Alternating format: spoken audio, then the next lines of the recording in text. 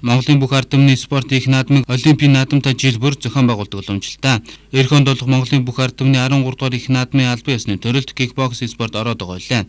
1990 оноос хойш хөгжиж болсон энэхүү спорт манай оронд сүүлийн жилүүдэд тун эрчимтэй хөгжиж байгаа юм а.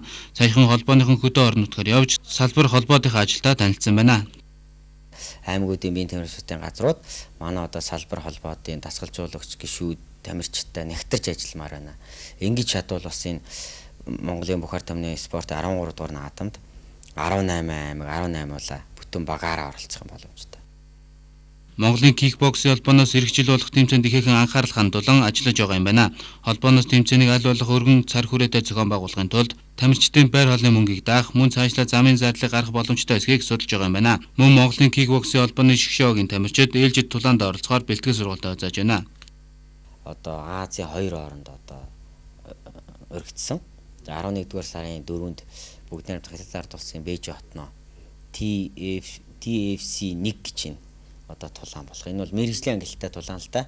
Мэргэжлийн одоо 4 шилдэг тамирчин улс орноо төлөөсөн 4 тамирчид өөр хоорондоо өрсөлдөж нэг л одоо ялагч тодорхой байгаа. За энэ ялагч бол TFC 1 гэж тэмцээний авраг болдог. Тэр энэ тэмцээнд Монгол улсын тамирчин, олон улсын хэмжээний мастер, за мута боксын одоо дэлхийн тэмцээний хүрэл медаль тамирчин, Цэрэн найдамтын Батуулдаг тамирчин оролцсон. Дараагийн тулаан 11-р сарын 5-нд Хонконгийн Банчаа гэж зингэлдэх хүрээлэн зохиогдсон. За энэ бол нэлээд эртнээс зарлагдсан тэмцээн. Бараг 4-5 сарын өмнөөс зарлал нь явагдчихсан. Лебожен гэж нэртэй мэргэжлийн ангиллын тэмцээн байгаа. За энд бол ер нь чансаа их дээгүүр явж байгаа дэлхийн шилдэг тооцогддог мэргэжлийн тамирчдыг өрж одоо толдолдог ийм тэмцээн л дээ.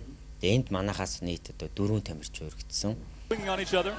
Энэхүү тэмцээнд манай улсаас эрэгтэйчүүдийн 51 кг-ийн тэмийг мөрсөрөн 64 кг-ийн шижир эрдэнэ, 65 кг-ийн дэлхийн аврах төр 2, эмэгтэйчүүдийн 48 кг-ийн хайлуунаар тус хүч үзгээр бэлтгэлээ хазааж байна. Баг тамирчдын дасгалжуулагчаар олон улсын хэмжээний мастер алтан бүрэн ажиллаж байгаа бөгөөд манай тамирчид энэ сарын 30-нд эх орноос амартна. Түүнчлэн Македон улсад өнөөдөр эхэлж байгаа шүүгчдийн семинарт кикбоксийн спортын шүүгч Алхаавтар оролцож байгаа юм байна. Тэрээр шүүгчийн эрхийн нэмж чадвал 2013 онд Оросын холбооны улсын Санкт-Петербург хотод зохиогдох дэлхийн тулааны спортын 2 дугаар наадмыг шүүе явуулах хэрэгтэй болох юм байна. Өнгөрсөн сарын 24